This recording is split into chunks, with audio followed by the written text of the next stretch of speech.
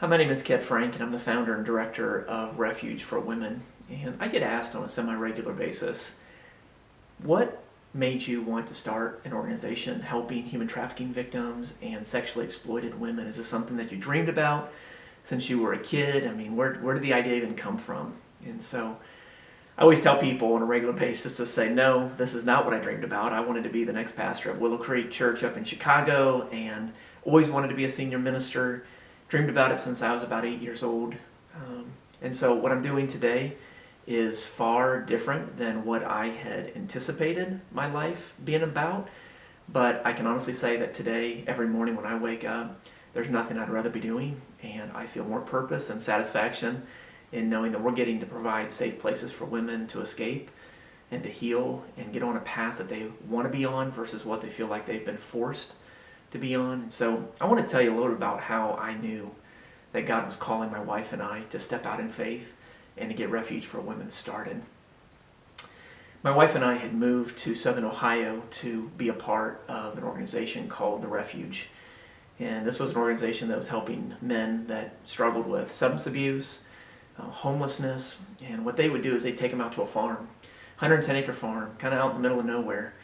And they would live together, sleep next to each other, eat next to each other, chop wood next to each other for a year. And I just fell in love with this idea of people being together 24/7 for a year at a time. So we moved up there and we started being a part of it. And I would travel around with the executive director and we would share at churches, we would do board meetings, and I just became sort of an assistant to him, specifically focusing on the churches and fundraising and kind of the outside of the ministry. While I had a chance to go to the house on a semi-regular basis, I would have a chance to interact with the men. A lot of them were in their 30s and 40s, and I was blown away at the miracles that were occurring in their lives and just the hope that was being restored in their lives. And so did this for about 3 years and kind of made this decision in my heart that I really think this is what I want to do for the rest of my life. Didn't have any idea at that time that this was one piece of what God was doing with my wife and I. But one day when Pastor Tom and I were going to call upon a church to talk about partnership and involvement, I walked into the pastor's office there and never had met him before. He had never seen me before. And that day had an encounter with him that never forgotten. And that was over 10 years ago. And he looked at me and he said, "Young man, the Lord wants me to tell you something right now." I said, "Okay, what is it?" And he said, "Where you're at right now, you're not going to be much longer." But he said, "God is getting ready to take you back to places that you've been before." And he said, "You've been sowing into someone else's vision, but God is getting ready to give you and your wife your own vision." And he said the vision is big. He said, in fact, people are going to come from all over the world to be a part of this ministry that God is getting ready to do for you and your wife. He said that you're similar to Moses. God had Moses in the palace, brought him out of the palace for the purpose of putting him back in the palace again. He said, that's what God's getting ready to do with you. He brought you out for the purpose of putting you back in once again. But God is getting ready to put you back in those places again. He said, in fact, you're going to write a book someday on faith. He's telling me all this. I had never met anybody quite like him, and I don't honestly can say I'm not sure I've ever met anybody quite like him again. Little did I know, 2 weeks later, I was going to be getting a phone call from a pastor of a church that we used to be a part of in Lexington, Kentucky. And he said, you've been on the hearts of several people here at our church. We have an opening at our church. I don't know if you'd ever consider coming back to Lexington or not, but we'd love for you to interview for this pastorate position on staff at the church. Well, my wife and I are blown away. We come down, we interview for the role, and within 6 months, we're back in Lexington again. And I told the pastor of the church, I said, I don't know why God would have had us move and then come back, but I said, I really feel like maybe I'm to do a refuge here in Lexington. Of course, at that time, I was thinking a men's refuge, just like we were doing in Southern Ohio. He said, you know what, we have lots of needs here. Why not? So I started telling everybody, we're going to do a men's refuge in Kentucky.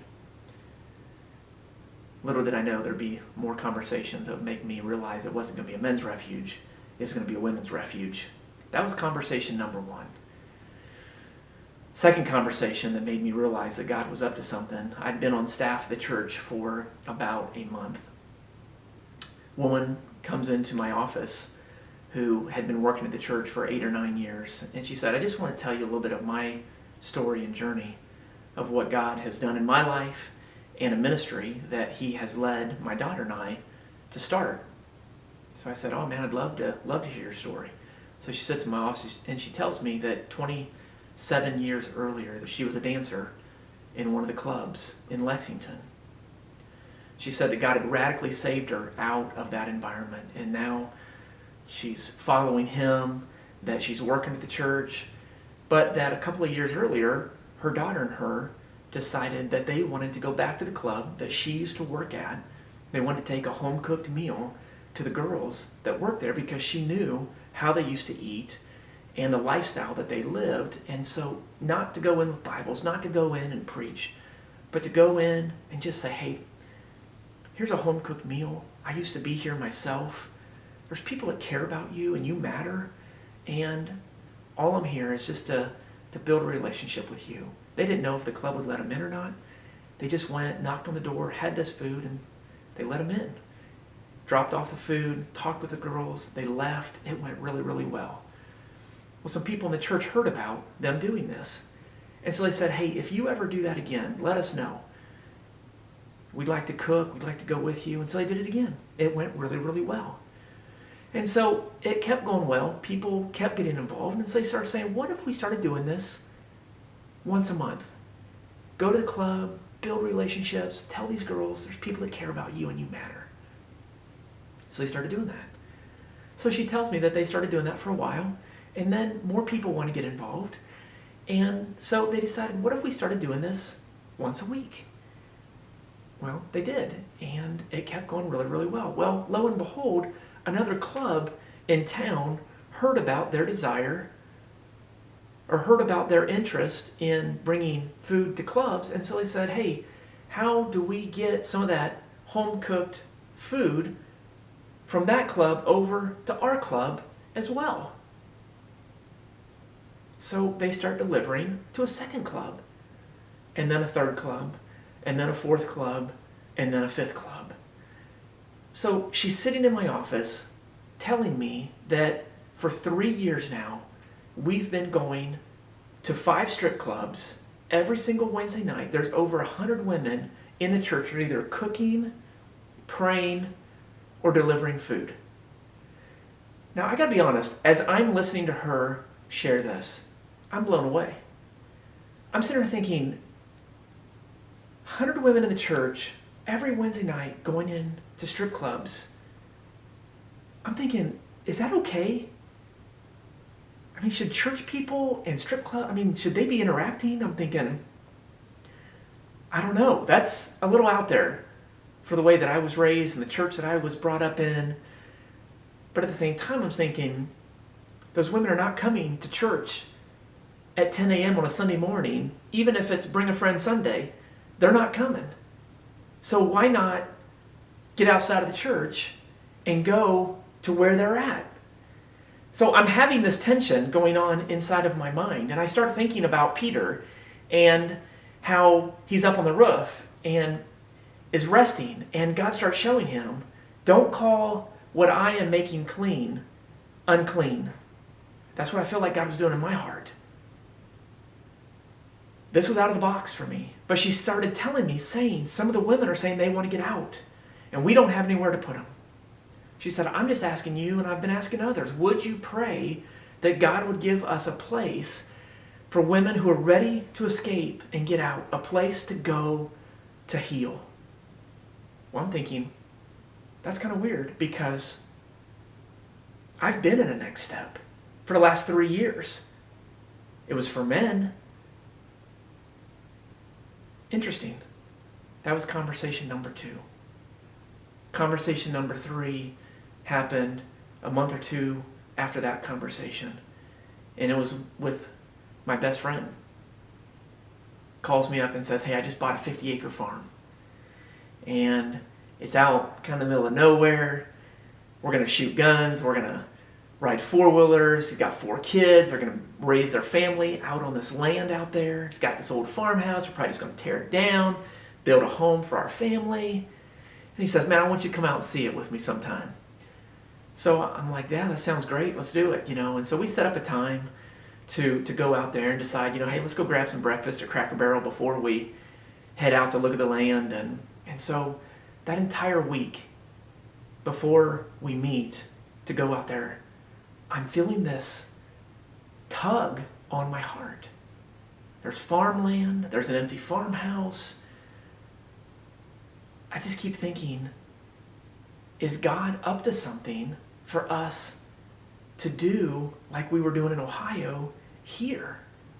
But I'm sitting there thinking, I can't ask him if he bought that land for us. He didn't buy it for us. He bought it for his family. So there's this weirdness going on inside of me, but yet there's this tug. And so we're sitting in Cracker Barrel that morning. I'm feeling that same tug. And I said, Tim, I feel really awkward asking you this. But I said, do you think that possibly you bought that land for the purpose of putting a ministry on that land? It's one of those conversations you never forget. We're sitting in one of the corner booths, and he looks at me and he says, you're not going to believe this. But he said, this morning at 4 o'clock in the morning, I woke up, and he said, I have never heard the voice of God more clearly than I did this morning. He said, I felt like God told me, that's not your land that you just bought, but I'm going to put a ministry on that land. He's looking at me and I'm looking at him. We both realize we're in the middle of something right now. We went out and we walked the land and we went inside that old farmhouse, 75 years old, kind of sat like this, flea infested, drywall hanging, electrical hanging. But we walked the land that day, and it was like one of those moments in time, a burning bush experience where we're in the middle of something bigger than we are. We got our families together that night, and we talked, and we realized that God is up to something here. We are supposed to do a refuge in Kentucky. However, I thought it was going to be a men's refuge. It wasn't going to be. It was going to be a refuge for women. We were going to take what we learned up in Ohio, and we were going to implement that here. It took a couple of years for that to unfold. God has to get the messenger ready. He gives you the vision, but yet you're not ready for the assignment. That was back, those conversations took place about 9 years ago. And now to see what's unfolded since that time, what started out as one house in Kentucky led to a second house in Kentucky, to a third house in Kentucky, to a house outside of Kentucky, to now, currently, we're looking at 6 different states. The word that was brought to me was, you are going to get a vision for an organization. You and your wife will stand side by side. People will be coming from all over the world to be a part of what it is that God is doing through you and your wife. A year and a half ago, we had an individual sitting in one of the homes. She was actually from a European nation. She had been trafficked over to Atlanta, Georgia. And from Atlanta, she came up here. I was sitting there talking to her, and it hit me like a ton of bricks to realize that she wasn't coming to see and observe and want to be she was brought here not by her own free will. She was brought here as a human trafficking victim. But yet God had her end up in central Kentucky. And I felt like 7 to 9 years later, that prophetic word came to pass. People would come from all over the world. I tell you today, we are still in the middle of something bigger than what I think any of us even realize. The 3 critical conversations that made me realize God is behind this. God cares about these women. This is not a man's idea of wanting to help them. This is God's idea. And all we're trying to do is cooperate with what he had envisioned long, long before any of us showed up on the scene.